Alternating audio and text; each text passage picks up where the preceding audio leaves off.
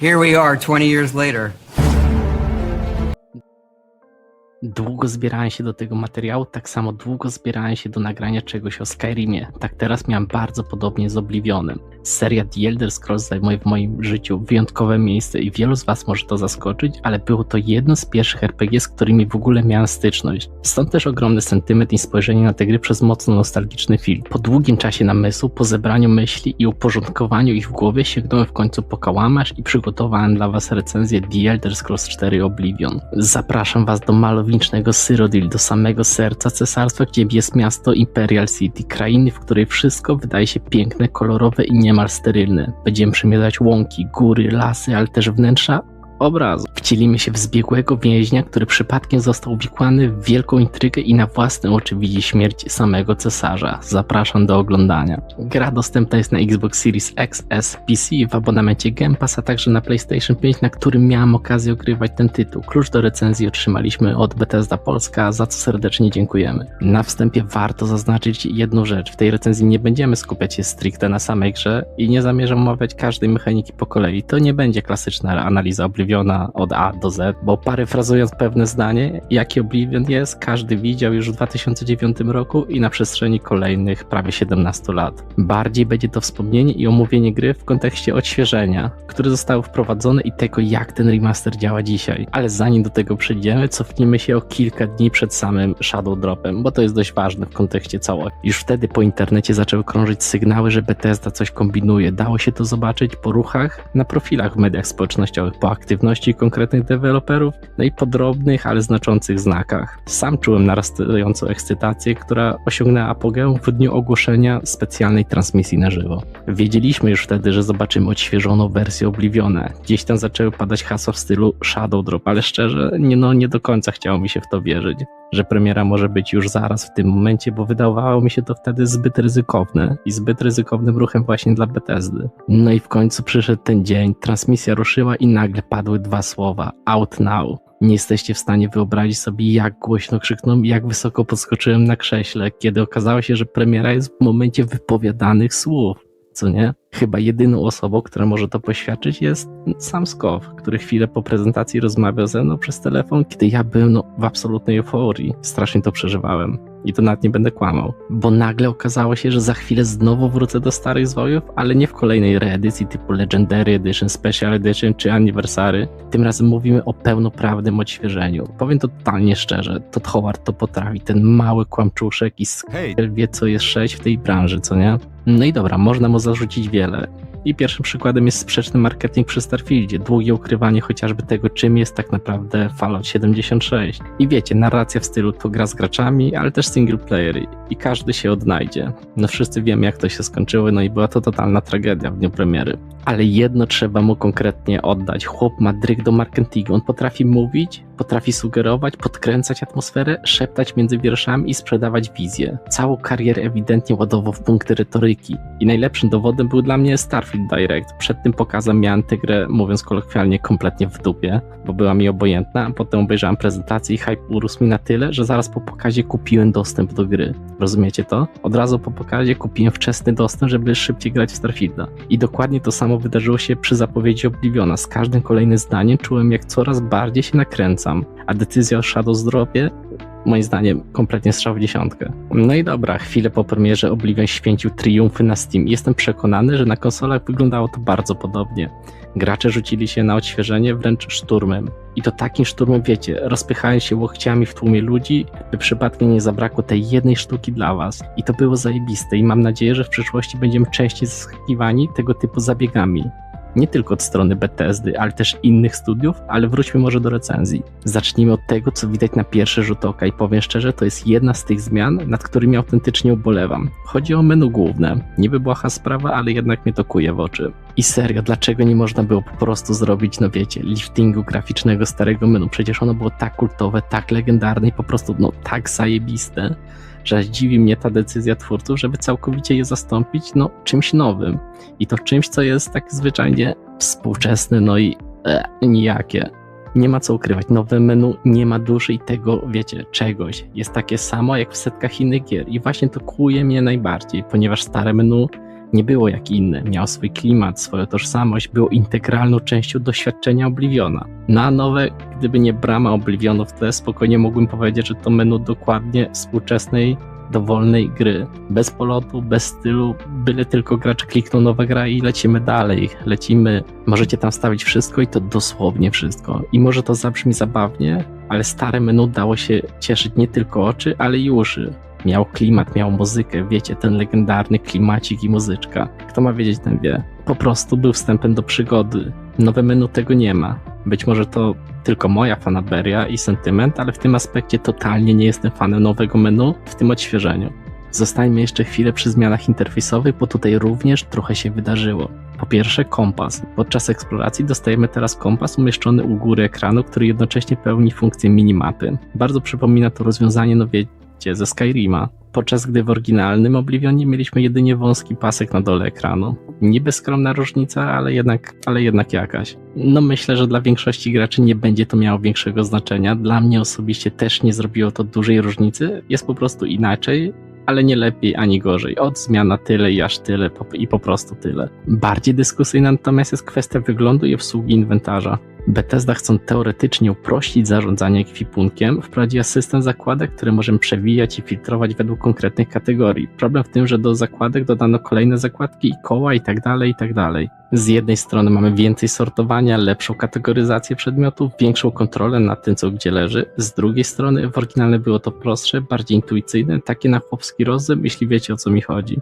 Słyszałem sporo głosów krytyki w tym aspekcie i wcale mnie to nie dziwi, ale szczerze, mnie ta zmiana jakoś nie przeszkadzała. Podoba mi się, że wygląda to inaczej, że mamy więcej opcji zarządzania ekwipunkiem i że łatwiej jest zoptymalizować to, co nosimy przy sobie. Nie jest to rewolucja, ale też nie jest to coś, co psuje doświadczenie, chociaż jak historia pokazała, to wielu graczy nie potrafi grać bez dobrego interfejsu i zarządzania ekwipunkiem, co pokazuje mod do Skyrima nazwany SkyU, zmieniający całkowicie nasz ekwipunek i UI właśnie. Mówiłem już to na samym początku, że nie będziemy omawiać The Elder Scrolls 4 Oblivion od A do Z, ale warto wspomnieć, szczególnie z myślą o nowych graczach, którzy dopiero teraz sięgają po tytuł w ramach odświeżenia, że to jest dość specyficzna seria gier RPG. Po krótkim wstępie gra oddaje graczowi pełną dowolność. To ty decydujesz, co chcesz zrobić i gdzie chcesz pójść, z kim chcesz porozmawiać. Możesz całkowicie olać wątek główny i po prostu ruszyć w świat w poszukiwaniu przygód. Co też mówię w materiale, jeżeli chodzi o Skyrim. Jedynym regularnym ograniczeniem jest granica mapy. I tutaj mam dla was ciekawostkę, której doświadczycie tylko i wyłącznie w wersji odświeżonej. Jeśli podejdziecie najbliżej jak się da do granicy Cyrodiil ze Skyrim, to przy dobrej pogodzie możecie dostrzec najwyższy i najbardziej legendarny szczyt tamtego regionu, czyli Wysoki Hrothgar. I serio polecam to zobaczyć, jest w tym coś intrygującego i bardzo mocno budującego poczucie realności świata oraz immersji. I jak to w serii The Elder Scrolls bywa, możemy wcielić się w wojownika, łucznika, złodzieja itd. Ale to tylko kilka przykładów tego, kim możemy być. I to wyłącznie od nas zależy, kim chcemy być i jak wykreujemy naszego bohatera. Chcesz być złodziejem? Proszę bardzo. Chcesz się skradzać? Nie ma problemu. Chcesz do tego jeszcze strzelać z łuku? Bierz łuk i rób swoje, graczu. Nic nie stoi na twojej przeszkodzie. No dobra, jeśli mam być szczery, to uważam, że seria The Elder Scrolls jest jedną z najbardziej przystępnych serii RPG dla graczy, którzy dopiero chcą zacząć swoją przygodę z tym właśnie gatunkiem. Wiem, że wiele osób może mnie teraz za to zjeść, ale raczej nie polecamy komuś, kto nigdy nie grał w gry RPG, zaczynać od tytułów takich jak Baldur's Gate, Divinity czy Pathfinder. Te gry potrafią bardzo szybko zniechęcić tabelkami, złożonością systemów i ilością decyzji, które trzeba rozumieć od samego początku. Gry RPG od Bethesdy są inne, są bardziej przystępne, bo stawiają na poczucie przygody, swobody i eksploracji, a nie ciągłe liczenie statystyk. Jasne, mamy wątek główny, ale największą frajda płynie właśnie z odkrywania nieznanych wątków pobocznych, porozrzucanych po całym świecie gry, często zupełnie przypadkiem. I właśnie na tym polega ta magia serii The Elder Scrolls. Ale skoro jesteśmy już przy wątkach pobocznych, to trzeba jasno powiedzieć jedno. W Oblivionie są mnóstwo perełek, które można dosłownie odkopać podczas eksploracji. I jedne z najlepszych przykładów jest zadanie, w którym pomagamy pewnej kobiecie odnaleźć jej męża. Mężczyzna zniknął, ale wiemy tylko jedno, że bardzo rzadko opuszczał swoją pracownię. Zaczynamy więc małe śledztwo, analizujemy poszlaki i szybko dochodzimy do wniosku, że ktoś musiał wszystko zostawić w ogromnym pośpiechu. I w momencie, gdy docieramy do obrazu, nagle okazuje się, że jesteśmy w jego wnętrzu. Tak po prostu. Ekran gry się zmienia, a cała stylistyka zmienia się w jeden ręcznie malowany świat. Co dzieje się dalej i jak wydostać się z tego obrazu z powrotem do rzeczywistości, zostawię wam już do odkrycia. I to tylko jeden przykład świetnie napisanego zadania pobocznego. Kolejny przykład, proszę bardzo, wioska, w której wszyscy mieszkańcy są niewidzialni i proszą nas o pomoc. Albo moment, gdy trafiamy do jednego z pierwszych większych miast w grze. Na włość pewnej hrabianki musimy rozstrzygnąć sprawę. Decyzje podejmujemy na podstawie rozmów, zebranych dowodów, poszlak i naszej spostrzegawczości. Co najlepsze, możemy oskarżyć każdego z podejrzanych i tak, możemy się pomylić, gra to zapamięta i zareaguje odpowiednio. Zajebista sprawa. Klasycznie wspaniały jest też wątek Mrocznego Bractwa, który uruchamia się w momencie, gdy w jakiś sposób zabijemy losowego NPC. I dalej, no cóż, raczej wszyscy wiemy, jak to się kończy. Takich zadań w Oblivionie jest naprawdę masa, a to, jak je wykonamy i jakie decyzje podejmiemy, to już wyłącznie nasza sprawa. Oczywiście można przyczepić się do bardzo powtarzalnych bram Oblivionu, czy równie powtarzalnych ruin, które spotykamy podczas eksploracji. I byłoby to całkowicie słuszne czepialstwo, tylko pamiętajmy o jednym.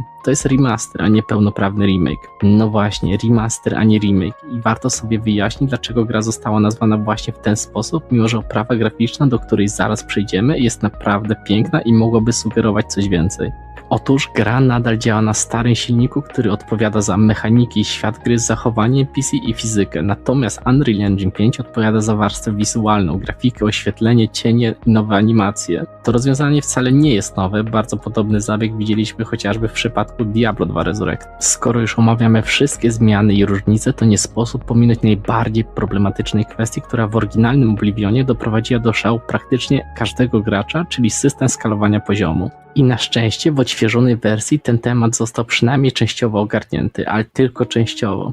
Przebudowany został rozwój postaci, który w końcu oddaje kontrolę w ręce gracza. Po awansie na kolejny poziom możemy samodzielnie rozdysponować punkty atrybutów, zamiast bawić się w matematyczne łamigłówki i planować każdy ruch z wyprzedzeniem tylko po to, by nie zepsuć sobie maksymalnej puli zdrowia, co było jedną z największych wad pierwowzoru. Zmian doczekał się również sposób zdobywania doświadczenia. Teraz gra pozwala po prostu grać naturalnie, bez presji, optymalizacji, a postać rozwija się zgodnie z naszym stylem rozgrywki i decyzjami, które faktycznie podejmujemy. Owszem, skalowanie przeciwników nadal istnieje, ale nie działa już w tak absurdalny sposób jak wcześniej. Po przekroczeniu około 26 poziomu wrogowie przestają zmieniać się w bezsensowne gąbki na obrażenia, co znacząco poprawia tempo i przyjemność z walki. Na koniec warto poświęcić kilka zdań o oprawie muzycznej, która w przypadku Obliviona nie jest po prostu dobra, ona jest wręcz ponadczasowa, legendarna.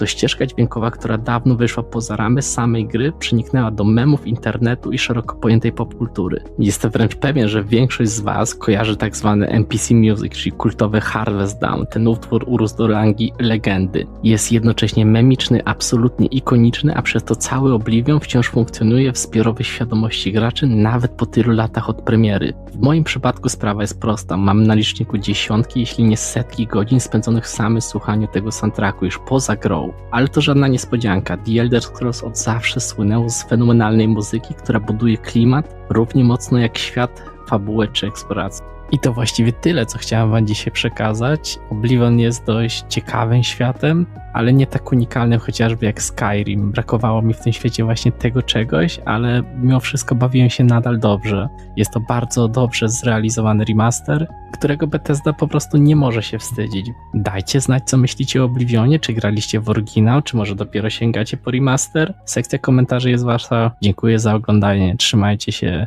cześć.